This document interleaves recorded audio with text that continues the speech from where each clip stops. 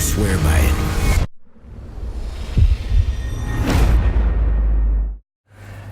Okay, g'day. Steve Morgan and James Reed, ABT's tournament weighmaster here in the Fishing Monthly offices just before we depart for the second round of the Sufix Bass Pro Series in 2019. It's the Sufix Glenbawn round, and Jimmy, epic numbers for this event. We haven't seen these sort of numbers for a decade, I suppose, in bass fishing. Are you excited to be weighing so many fish this weekend? I definitely am. I haven't seen, like you said, haven't seen numbers like this in quite a while. I think the last time we had numbers like this was before Carl left. That's right. So that tells you how long ago that was. So definitely keen to get out there and weigh them instead of competing in that size of a tournament. Now, I was talking to the two Poppy Petes before, Pete Leggett and Pete Morgan. They were a bit worried that it was going to be a big field, it's going to be hard to weigh in, wah. They want to get their fish weighed in and go and play cribbage. What have you got in place to make the process nice and smooth for everyone? Well, bass we don't really run with flights, but this year we've had to do it a couple of times. This year we're running 4 flights with the 68 boat field. Even though we do have a lot of foreshore down there at Glenbawn, I still think 68 boats is a bit too much to pull up on the bank at once. So 4 flights, 20 minutes apart. We're starting off in one of the bays down to the right at the second boat ramp, which is 8 knots. So with that many boats taking off, they're going to be cruising out to the full noise area nice and slowly, which is going to make it nice and safe for the anglers out there. So once they get out, they can open it up, and I'll probably space them out about between 10 and 20 seconds apart. Yep, so you're going to keep it nice and safe this weekend, but if I've done the maths right, that's 4 flights of around 16, 17 boats. So at any one time you're coming in, there's that 20 boat wide bit of bank near the way in. People can put in there, go and weigh your fish, get your boat out, go put it at the ramp, and there'll be a flow coming through that weigh-in for like a whole hour, and there should be some cracking fish coming in, shouldn't there? Definitely. As a lot of people know that follow the ABT tournament series, Glenbawn Dam is pretty much the highlight of any tournament throughout the year in the Australian bass fishing scene. So I'm expecting to see good bags. I'm just wondering how the fishing's going to hold up potentially after 3 days of pressure with the pre-fish and 2 days comp day with 136 anglers on the water. Well, they're fishing for a shared weight bag, and it's under our New South Wales fishing permit, so we're allowed to have 5 fish bags. It's the new 2019 rules. There's only 1 session per day, so potentially they're not ploughing through as many fish as maybe they would in other times. You know, back in the early days of ABT, I remember we used to have 5 sessions, and so the boats are going out and hitting. So it's more of a brim-style tournament. We're going to have a great briefing at the Aberdeen tackle store down there with Nick and his guys. They're all set up. They've got a sausage sizzle that's going to be ready to go on the Friday night. If you need anything to do with bass fishing, Nick has got it in his shop. I went to the Australian Open last year. I needed some very specific gear, and he had it on the wall. And so make sure you go down there, and you'll see this man tomorrow night at the briefing. By the magic of television, we're going to cut to an ad now, and I love the Sufix ads, by the way. You're going to love this ad. And when we come back, we're going to have Tim Morgan here from Sufix to tell us all about what his view is for this weekend. Hi, I lost a big fish earlier today. Wasn't using Sufix. It was about this big. Look, slow down there, cowboy, okay? A fish in the lost it van, huh? You want your fish. Sorry, honey, that fish is gone. Always use the best line, Sufix 832. Hey, magic, Jimmy's gone, Timmy's in, and you all remember Timmy because you're a pretty good bass has-been, mate. A decade to 2 decades ago, you, Carl Jockimson, all the old crew, all won plenty of events on this Lake Glenbawn. It must be really exciting for Sufix as the main sponsor to see the numbers back to where we used to be at that time as well. 68 boats this weekend. Yeah, it's great. It's like bass fishing's my favourite form of fishing. Unfortunately, I couldn't be there this weekend, but yeah, to see 68 boats again it's going to be a battle royale. Yep, we've just talked to James Reed before about how we're actually running 4 flights, so that as those boats are coming in, it makes that sort of hour 20 weigh-in window where the guys can come in and weigh their bass and not have to, you know, walk them 200 metres up the bank. So we've got the processes pretty down pat. We have run tournaments this big before. From your experience back in the day, tell us about the tactics when you're in a big field like that. You know, you, Carl, the guys have won tournaments in big fields consistently. How did you used to do it? Well, I think back in the early days, we were pretty lucky. I worked for Humminbird. We had the technology. We could find the fish, but then I think you really got to manage your fish. So it's find the fish on the practice days, know they're there. And for us travelling from Queensland, we only get one day at it, not a lot of pre-fishing before. So it's really, I suppose, covering as much ground, finding as many fish or cracking the pattern, and then making sure that pattern works in other areas. And, you know, having fished the dam for 10 years before, you know the likely areas where they're going to hide out. So, but it's definitely managing your fish. And in the comp, if you can get your bag of 4 for the team, you know, you're not going to get much bigger. Oh, it's five for the team. There you go. Five for the team. That, you know, then it's, if you're happy with the sides, move off and leave them for the next session. That's it. Now you've got a bit of a history of in 5 fish limit tournaments only bringing 4 fish in. You've done that once before, haven't you? You upgraded all day with only 4 fish in the box. Yeah, that's right. I upgraded about 5 minutes before too, and that's it. Gone. So. And of course we finished that off with give us 5, Timmy. You know, that's how it happened. Look, let's throw to a map of the arena now. Glenbawn Dam. Most of you fishing guys know where it is. It's about 3 hours to the northwest of Sydney, up in the Hunter Valley. It is Australia's premier bass lake. Like, there are heaps of bass in it. You can catch them on whatever technique you like. As we zoom into the lake, you can see some of the main areas. And if I was to break it down, I'd break it down to the main basin, the area of narrows in the middle where there's lots of points and lots of little bays, and then up the top it's called the 8 knot zone. Now with the lake down, I think there's a lot of that 8 knot zone area has got real shallow and loggy and a bit dirty. So again, with your experience there, which part of the lake do you think it's going to play out in at this time of the year? Well, traditionally this time of year it's been main basin, a deeper plastic bite, and it was like that, you know, 10, 15 years ago. So, you know, talking to a few of the guys, the water's still a little bit warm and fish may not have gone there yet, which I think's great for this field, because it'll allow people to throw everything from top water to jigs to, you know, fishing plastics down really deep. So it's, I think whoever can crack the pattern of where the bigger fish are holding and then replicate that in other areas of the dam are going to be the ones to watch. Well, there you go. We're going to throw to another Sufix ad now. I love these ads.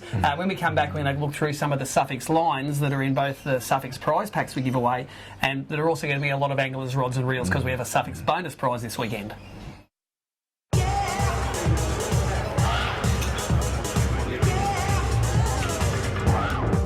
What do you see? Reminds me of muskies. I love your mind. They call it a bucket mouse because he's got a bucket mouse. Wow. I just want to tell you, I've been slaying the walleye lately. That is so hot. Ever bump the stump? Sufix 832, the line that changes the game. Okay, so we're back, and I don't know about you, Timmy, but I feel like going to a nightclub after that. You know, not often your fishing skills get rewarded like that. Yeah, like I don't fish as much anymore, and I don't go to nightclubs as much anymore either.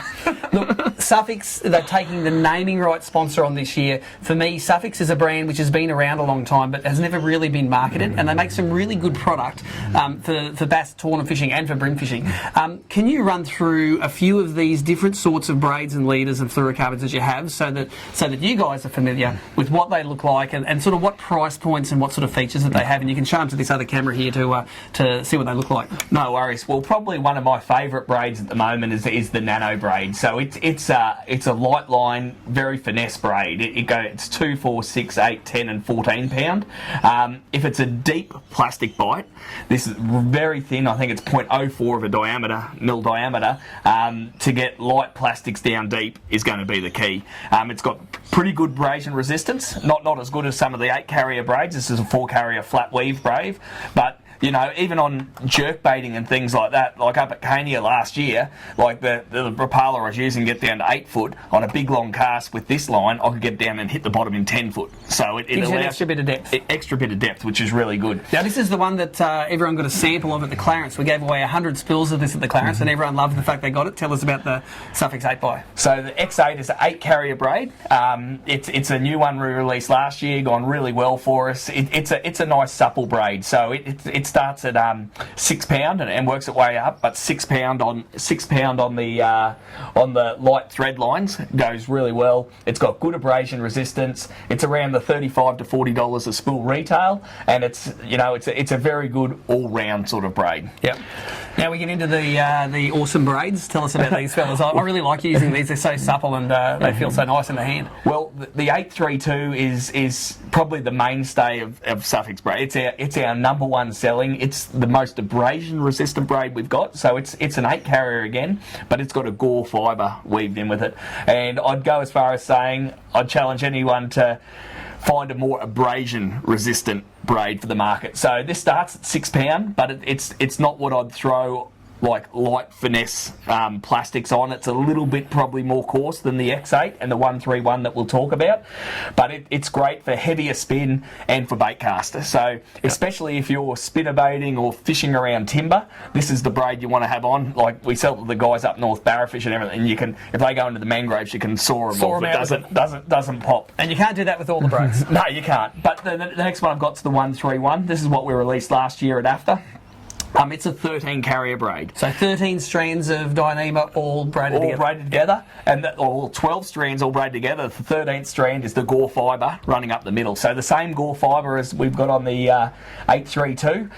Not quite as abrasion resistant as the 832 because the gore fibre's up the middle. But those 13 carrier, like it just ties great knots. It's the £4 in this. You can fish light finesse on the on plastics and everything on a light thread line, no worries at all. So this is if you're fishing around a little bit of structure, I'd probably pick the £4 in this over the £2 in the nano braid. And then of course we've got braids, we need leaders as well. So the 2 leaders that Sufix do is the Super 21 fluorocarbon.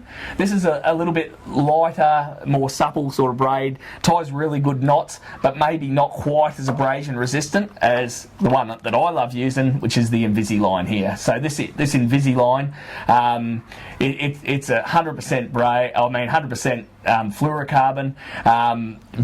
A little bit stiffer than the Super 21, like a little bit harder to tie knots, but the abrasion resistant is unbelievable on it. So that's pretty much my go-to leader for all my lines. Well, there you go. There's a really comprehensive run through all of the lines that are relevant to bass fishing, and I know if you're watching this and an ABT supporter, do the right thing. Pick up a spool next time you go to your tackle shop and give it a go. I know I've switched a lot of my lines across to the Sufix stuff on the brim side of things, and I'm really happy with it. Always good. It's good karma to support the sponsors. We're going to go to our final Sufix ad now. Can't remember what this one is, but I'm going to be back to you in a second with what some of the other anglers think about what's going to happen this weekend. Sufix Nano Braid is the first braided fishing line engineered specifically for finesse and light line fishing techniques. Made with 100% Dyneema fibers, Nano Braid offers a tighter weave and enhanced abrasion resistance through the use of wide-angle braiding technology. And unlike other micro-diameter braids, Nano Braid offers incredible knot strength and longer and more accurate casts than you ever thought possible. Sufix Nano Braid. Super strong, ultra thin, silky smooth. Well, there you go. That's the final Sufix ad I'm going to throw at you. Love the concept of those ads. But let's talk one little bit more about Sufix. There's a couple of ways you can win with and win Sufix this weekend. At the briefing, we've got the standard Sufix pack, a great sample of all of these lines that gets randomly drawn for one angler at the briefing.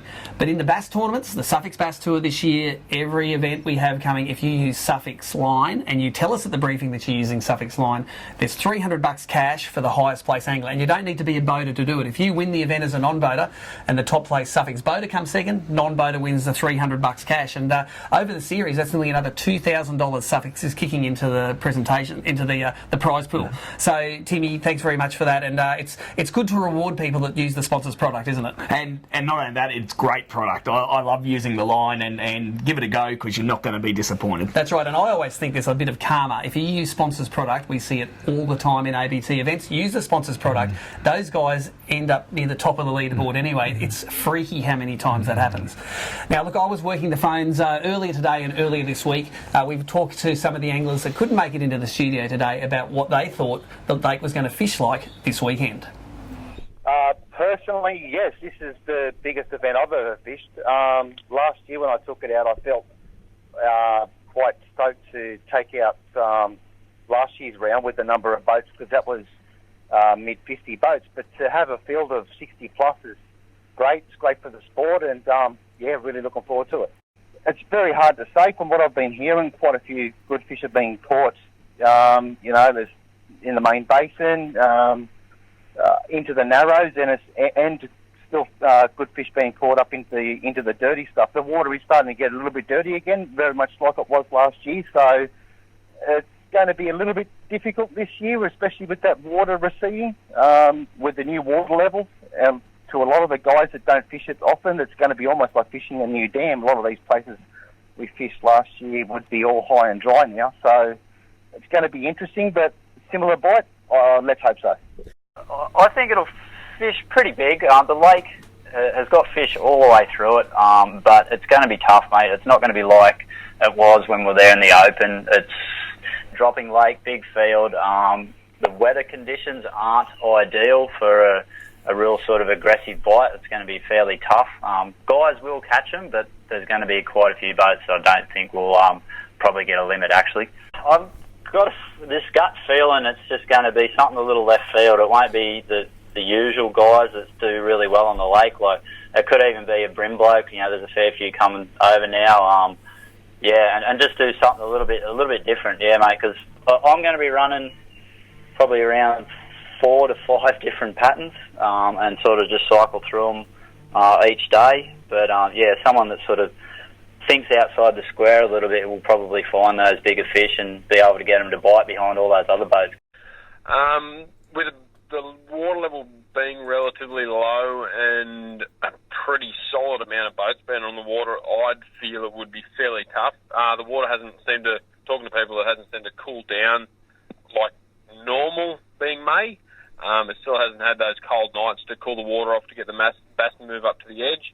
In saying that, that's probably a good thing for a low water level and big field, because there's a fair chance the fish could be spread everywhere. There'll still be some school fish, there'll be some bank fish.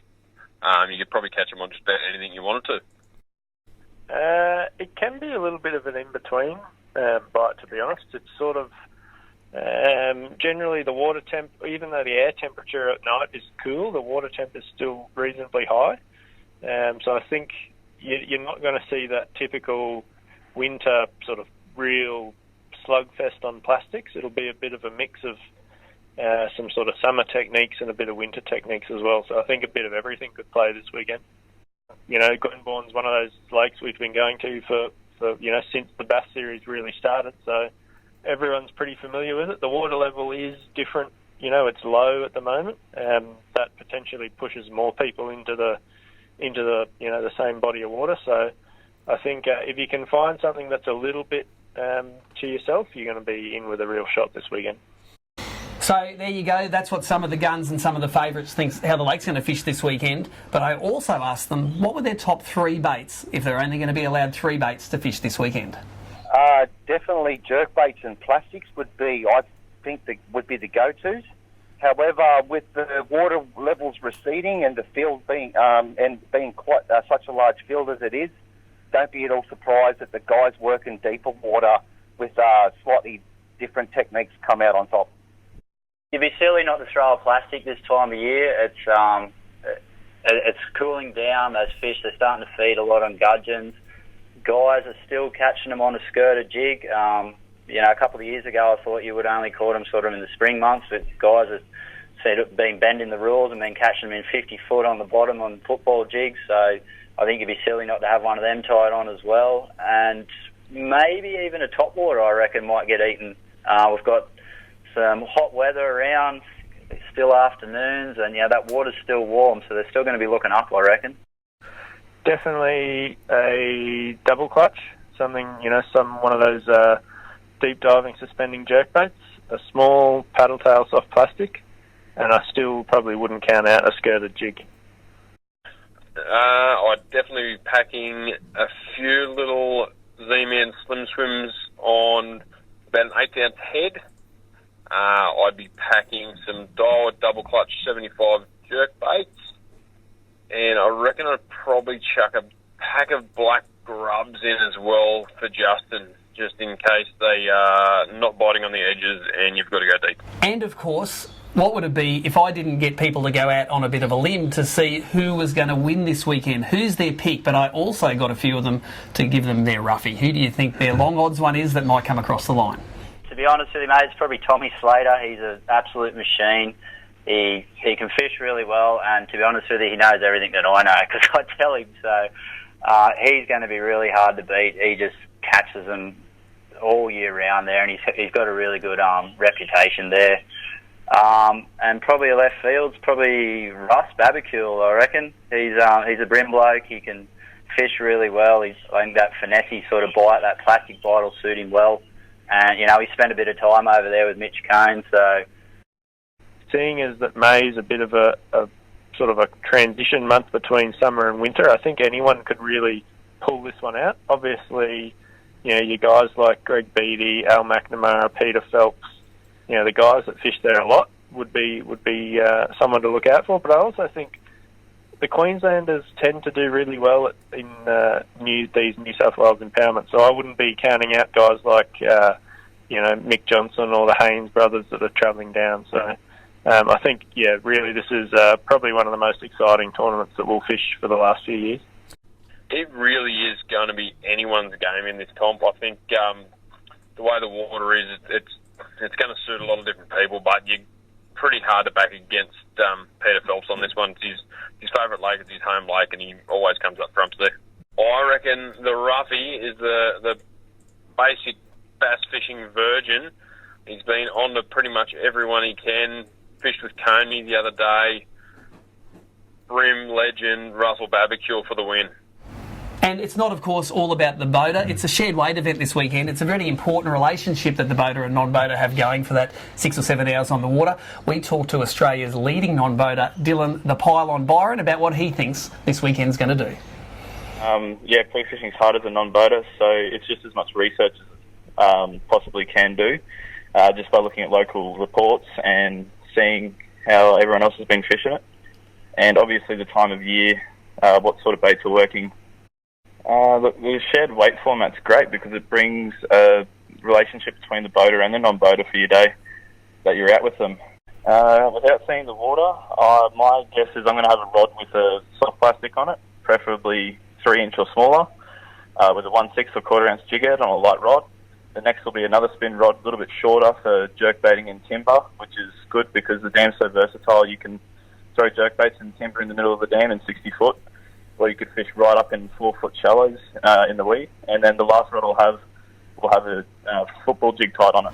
Well, there you go. There's some of the great information from the guys that we got on the phone. Tim Morgan, thanks for coming in. Thanks for not mentioning that all three Morgans, Steve, Tim and Pete, have won events on Glenbawn before, both in the boater and non-boater division. But since we're not there, the old man's the only one who's down there. Who's your money on this weekend? I know what the punters think. Who's your odds-on favourite and who's your roughie for this weekend? Odds on would be Pete Morgan. He's got the history there. He's got the history there, and he'll drag his boaters to victory. Oh, there you go. So there you go. He's got them all in one there.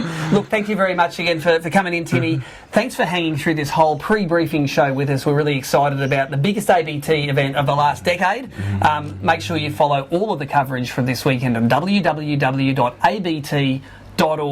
and if you think you've got mates that need to see this coverage, like it, share this post and tell them about what they're missing out on if they don't watch it.